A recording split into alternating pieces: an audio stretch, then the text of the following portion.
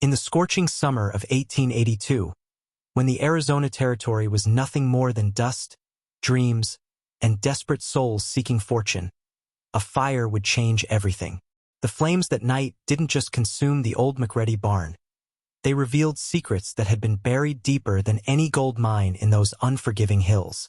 What started as a simple act of courage by a forgotten orphan girl would unravel a mystery that connected 3 generations of bloodshed, betrayal, and a fortune so vast it could buy half the territory.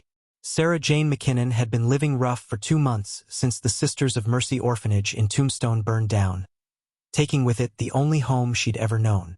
At barely 16, with hair the color of wheat and eyes that held storms, she'd learned to survive by her wits and the kindness of strangers. That particular evening found her huddled in the abandoned mining shack just outside of Wickenburg, listening to the desert wind howl through the gaps in the rotting wood. She'd managed to catch a jackrabbit earlier and was roasting it over a small fire when she smelled something that made her blood run cold. Smoke, but not the clean smoke of cooking fires. This was the thick, choking smoke of destruction. Sarah Jane scrambled up the rocky outcrop behind her shelter and peered into the valley below. Orange flames were licking at the sky, consuming what looked like a massive barn about a mile down the canyon. Even from that distance, she could hear something that made her heart race: the terrified screaming of horses trapped inside.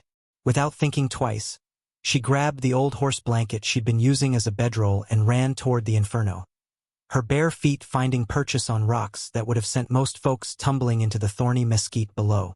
The heat hit her like a physical blow when she reached the barnyard. The structure was maybe 100 feet long and half as wide, built from pine logs that were now crackling like kindling.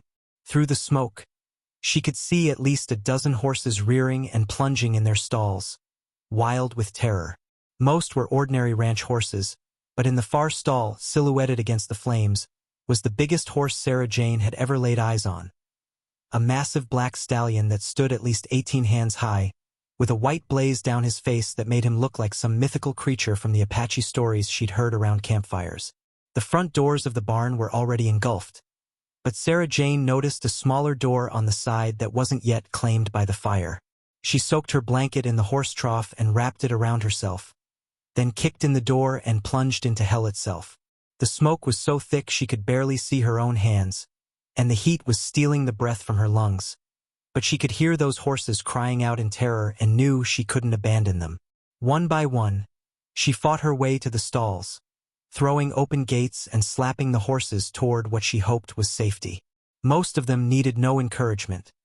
They bolted past her toward the night air, their eyes rolling white with panic.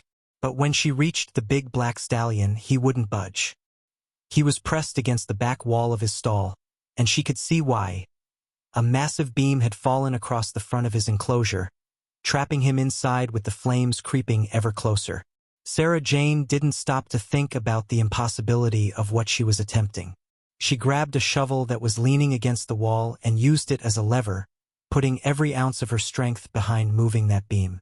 For a moment, nothing happened except the sound of wood groaning and flames roaring closer. Then, just as she thought her lungs might burst from the smoke, the beam shifted just enough to create a gap. The stallion seemed to understand immediately. He gathered himself and leaped over the obstacle like he had wings, carrying Sarah Jane along as she grabbed desperately at his mane.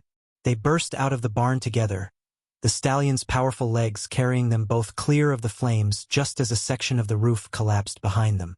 Sarah Jane rolled away from the horse and lay gasping on the hard-packed earth, her lungs burning and her clothes singed, watching as the rest of the barn surrendered to the fire. Around her, the horses she'd freed were scattered across the yard, some still panicked but all alive. The big stallion stood over her like a guardian, his dark eyes reflecting the flames, and for just a moment, Sarah Jane could have sworn she saw something almost human in his gaze. Gratitude, maybe, or recognition. She must have passed out from the smoke because the next thing she knew, the sun was painting the eastern sky the color of rose quartz, and the barn was nothing but a pile of smoking timber and twisted metal. Sarah Jane sat up slowly, every muscle in her body screaming in protest, and looked around for the horses. Most of them had wandered off in the night, probably heading for water or familiar grazing grounds, but the big black stallion was still there, cropping grass near the ruins as if he was waiting for something. That's when she heard the sound of approaching riders, not the casual clip-clop of a single traveler, but the thundering hooves of a large group moving fast and with purpose. Sarah Jane scrambled behind the remains of a stone wall, her heart hammering against her ribs. In her experience, groups of riders usually meant trouble for someone like her, a vagrant with no family and no protection. Through a gap in the stones, she watched as nearly 20 men on horseback came sweeping into the barnyard, their leader mounted on a magnificent paint horse that seemed to dance rather than walk. The man on the paint horse was clearly the boss of this outfit. He was tall and lean, with silver hair beneath a black hat and a face that looked like it had been carved from the same granite as the mountains around them. His clothes were expensive. A white shirt that still looked clean despite the ride, a black vest with silver buttons, and boots that probably cost more than most folks saw in a year. But it was his eyes that made Sarah Jane press herself deeper into her hiding place. They were the pale blue of winter sky, and they missed nothing as they swept over the scene of destruction. Behind him rode men who were clearly cowboys, but not the usual rough ranch hands Sarah Jane was used to seeing in town. These men sat their horses like soldiers, and every one of them wore a gun like he knew how to use it. Their leader dismounted and walked slowly through the ashes, his boots crunching on charred wood and broken glass. When he saw the black stallion, he stopped so suddenly that Sarah Jane thought he might have been shot. "Thunder," the man whispered, and his voice carried clearly in the morning air. "Sweet Jesus, Thunder, I thought you were dead." He approached the big horse slowly, his hands extended, and Sarah Jane watched in amazement as the stallion, Thunder, apparently, walked straight to him and pressed his massive head against the man's chest. For a moment, the hard-faced leader looked almost human as he wrapped his arms around the horse's neck and buried his face in the black mane. But the tender moment didn't last long. The man stepped back and his expression turned to stone again as he surveyed the destruction. "Burn everything," he called to his men. "Every last stick of wood, every blade of grass. I want this place so clean that nothing will ever grow here again." His voice was cold enough to freeze water in July. "And find out who did this. When you do, bring them to me alive. We're going to have ourselves a conversation." Sarah Jane felt ice form in her stomach despite the heat of the day. These weren't just any ranchers. This was clearly someone with serious power and a serious grudge. She started to creep backward, hoping to escape before they noticed her. But her foot knocked loose a stone that went clattering across the yard. Every head turned in her direction, and suddenly she was looking down the barrels of a dozen guns. "Well, well," the leader said, his pale eyes fixed on her like a hawk studying a mouse. "What do we have here? A little witness to last night's excitement." He gestured to two of his men, who dismounted and started walking toward her hiding place. "Bring her here, boys, but be gentle. I have a feeling our young friend might have some interesting stories to tell." Sarah Jane considered running, but she was trapped against the rocky wall behind her. And besides, these men looked like the type who enjoyed a good chase. Instead, she stood up slowly, keeping her hands visible, and walked out into the open. Up close, the leader was even more intimidating. Easily 6.5 feet tall, with scars on his hands that spoke of a violent past and eyes that seemed to see right through her. "What's your name, girl?" he asked, his voice surprisingly gentle. "Sarah Jane McKinnon," she replied, lifting her chin defiantly despite her fear. "And I didn't start that fire, if that's what you're thinking. I was trying to put it out." The man studied her for a long moment, taking in her singed clothes, smoke-stained face, and the determined set of her jaw. "I believe you," he said finally. "In fact, I think you might have saved something very precious to me." He gestured toward Thunder, who was watching the conversation with interest. "That horse is worth more than this entire ranch, and if you got him out of that fire, then I owe you a debt." Sarah Jane blinked in surprise. She'd expected accusations, maybe even violence, but not gratitude. "I just couldn't stand to hear him screaming," she said simply. "Nobody should die like that, not even a horse." Something shifted in the man's expression. The ice in his eyes melted slightly, replaced by what might have been respect. "My name is Colonel James Whitmore," he said, removing his hat in a gesture that seemed oddly formal given the circumstances. "And you, Miss McKinnon, have just earned yourself a place in my household, if you want it. A girl with the courage to run into a burning building to save animals is exactly the kind of person I need working for me." But before Sarah Jane could respond, one of Whitmore's men came riding up fast, his horse lathered with sweat. "Colonel," he called out, "you need to see this. We found something in the ashes." He held up a piece of metal that glinted gold in the morning light. "It's a belt buckle, sir, and it's got initials on it. J.M." The temperature seemed to drop 20 degrees as Colonel Whitmore took the buckle and examined it closely. When he looked up, his face was a mask of cold fury. "Jackson Murphy," he said quietly, and the name seemed to hang in the air like a curse. That snake finally made his move. He turned to his men, and Sarah Jane could see the killer in him now, barely held in check by years of discipline and civilization. "I want Murphy found and brought to me within the week. Check every saloon, every gambling hall, every whorehouse from here to California. When you find him, don't kill him. I want that pleasure for myself." The men scattered immediately, mounting their horses and riding off in different directions like a pack of wolves following a scent. Within minutes, only Colonel Whitmore, Sarah Jane, and 3 of his most trusted men remained in the smoldering barnyard. The colonel walked over to Thunder and ran his hand along the horse's neck, lost in thought. "Miss McKinnon," he said without turning around, "I'm going to make you an offer that will change your life. I own the largest cattle ranch in the Arizona territory, and I need someone I can trust to help me with a problem. The man who burned down this barn and tried to kill my horse is the same man who murdered my son 5 years ago and stole something that belongs to me. Something worth more than all the cattle in Arizona." He turned to face her, and Sarah Jane could see pain beneath the anger in his eyes. "If you come work for me, I'll give you a home, education, and a future. But I won't lie to you, it won't be safe. Jackson Murphy won't stop until one of us is dead, and anyone who stands with me becomes a target. The choice is yours, but I need an answer now." Sarah Jane looked around at the destruction, then at the magnificent horse that she'd risked her life to save, and finally at the man who was offering her everything she'd ever dreamed of in exchange for stepping into what was clearly a war. She thought about the months of sleeping rough, scrounging for food, and dodging the kind of men who preyed on girls with no protection. Then she thought about the feeling of Thunder's powerful muscles beneath her as they'd leaped clear of the flames, and the way the big horse had stayed with her through the night like a faithful friend. "I'll do it," she said, her voice steady despite the hammering of her heart. "But I have one condition: wherever Thunder goes, I go. That horse and I saved each other last night, and I won't be separated from him." Colonel Whitmore smiled for the first time since she'd met him, and it transformed his entire face. "Agreed," he said, extending his hand for her to shake. "Welcome to the Whitmore Ranch, Miss McKinnon. I have a feeling you're going to fit right in." As they rode away from the ruins, Sarah Jane mounted on a gentle mare while Thunder followed alongside like a faithful dog.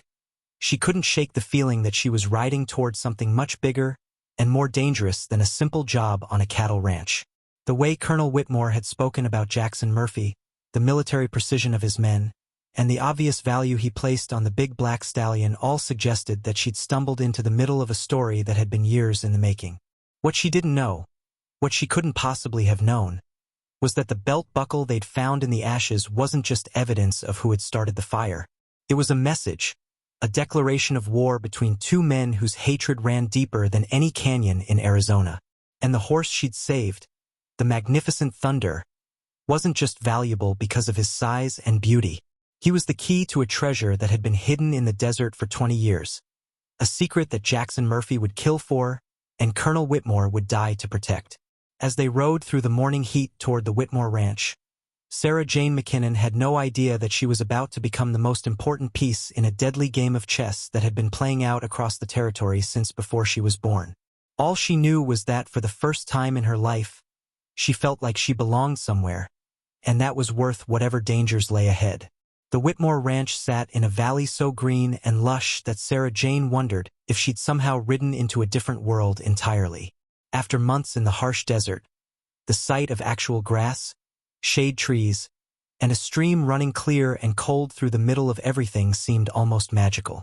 The main house was a sprawling adobe structure with a red tile roof and covered porches that wrapped around 3 sides, while the outbuildings were numerous and well-maintained: bunkhouses, barns, corrals, and what looked like a small chapel tucked away under a grove of cottonwood trees. But it was the people who really caught Sarah Jane's attention. As their small group rode into the main yard, workers appeared from every direction. Mexican vaqueros with silver-studded leather chaps, weathered cowboys who looked like they'd been born in the saddle, and even a few Chinese men who she learned later worked in the kitchen and laundry. What struck her most was how they all looked at Colonel Whitmore. Not with fear, which she'd expected, but with genuine respect and loyalty. "Miguel," the colonel called to a stocky man with graying hair who seemed to be in charge of the other workers. "Get Thunder settled in the north pasture and see that he gets extra oats. He's been through an ordeal." He dismounted and helped Sarah Jane down from her mare, his movements surprisingly gentle for such a hard-looking man. "And have Rosa prepare the blue room for Miss McKinnon. She'll be staying with us indefinitely." The man called Miguel nodded, but Sarah Jane caught the curious look he gave her as he led Thunder away. She was clearly an oddity here, a young woman with no obvious connection to the ranch, arriving with the boss after a night of mysterious business. She was still wearing the same clothes she'd had on when she ran into the burning barn, and she knew she must look like something the cats had dragged in. Colonel Whitmore seemed to read her thoughts. "Rosa will get you cleaned up and find you some proper clothes," he said kindly. "Then we'll have some breakfast and I'll explain exactly what I'm asking you to get involved in. You deserve to know the whole story before you commit to anything." Rosa turned out to be a matronly Mexican woman who spoke perfect English and had obviously been running the household for years. She took one look at Sarah Jane's smoke-damaged clothes and clucked her tongue disapprovingly, then whisked her off to a bathroom that featured the most amazing thing Sarah Jane had ever seen: a real porcelain bathtub with actual hot water that came from taps in the wall. After months of washing in cold streams and horse troughs, the luxury of a proper bath almost brought her to tears. The blue room that was to be hers was bigger than the entire orphanage dormitory had been, with real glass windows, a bed that looked like it belonged in a palace, and a wardrobe full of dresses that Rosa explained had belonged to the colonel's late daughter-in-law. "She was about your size," Rosa said sadly, "and she would have wanted them to be used rather than just hanging here gathering dust." When Sarah Jane finally made it down to breakfast, she felt like a different person entirely. The dress she wore was made of soft blue cotton with tiny white flowers, and Rosa had managed to tame her wild hair into something resembling respectability. Colonel Whitmore rose when she entered the dining room, another gesture that seemed strangely formal for a cattle rancher, and she noticed that he'd changed into clean clothes as well. "Much better," he said approvingly. "Now you look like the lady you were meant to be, rather than a refugee from a range fire." He held her chair for her, then sat down across the polished wooden table. "I hope you're hungry, because Rosa tends to cook enough for an army, whether there's company or not." The meal that followed was unlike anything Sarah Jane had experienced in her hard young life. There were eggs and bacon, fresh biscuits with honey butter, fried potatoes with onions, and coffee that was strong enough to wake the dead. But more than the food, she was fascinated by Colonel Whitmore himself. Away from his men and the scene of destruction, he seemed like a completely different person. Educated, thoughtful, and surprisingly kind. "You're wondering how a man like me ended up running a cattle ranch in the middle of nowhere," he said, catching her studying him. "It's a fair question, and since we're going to be working together, you deserve an honest answer."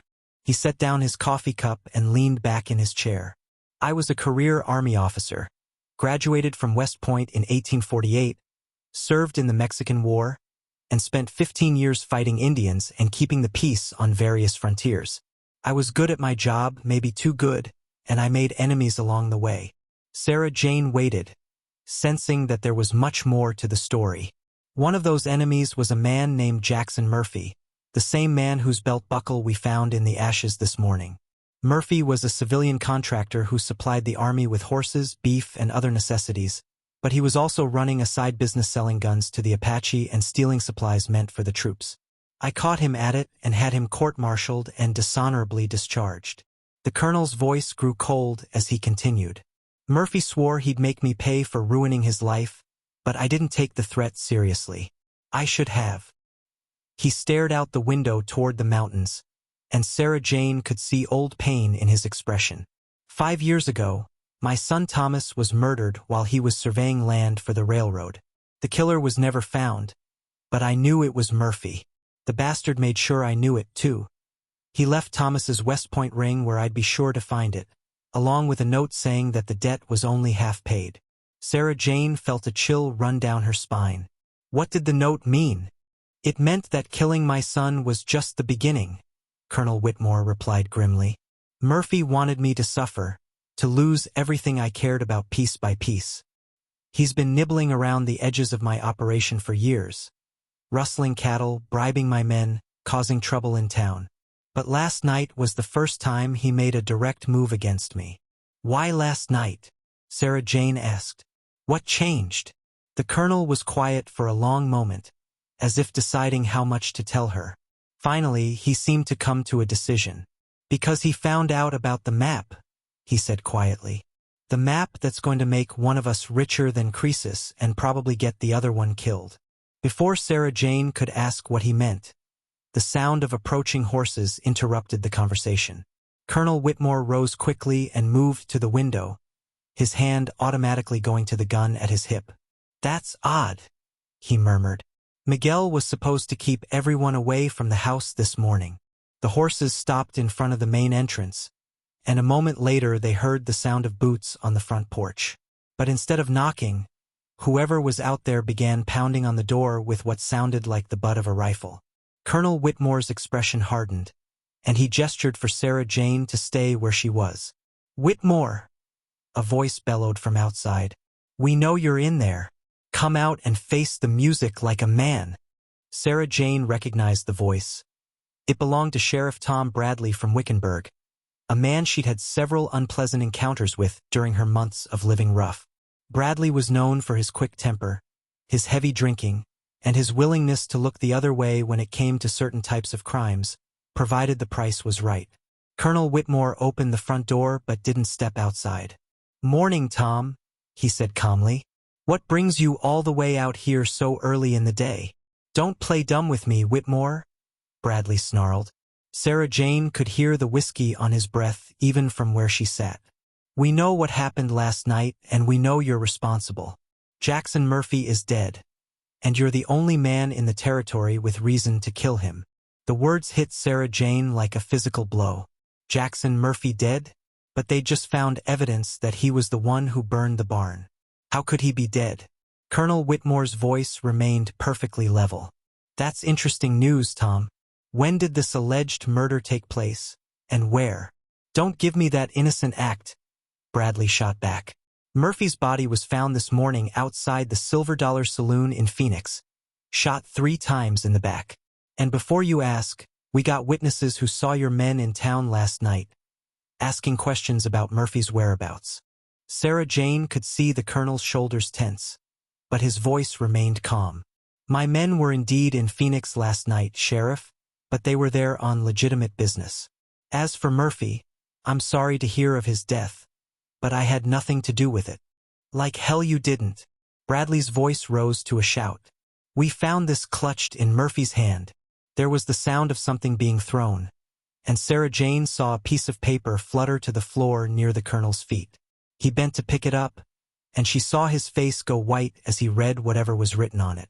This doesn't prove anything, the colonel said, but Sarah Jane could hear uncertainty in his voice for the first time. It's a note in your handwriting, Whitmore, telling Murphy to meet you behind the saloon if he wanted to settle things like men. We've got 3 witnesses who can identify your handwriting, and we've got a dozen more who saw Murphy reading that note just before he left the saloon last night. Sarah Jane's mind was racing. If Jackson Murphy was dead, then who had burned the barn? And why would someone want to frame Colonel Whitmore for Murphy's murder?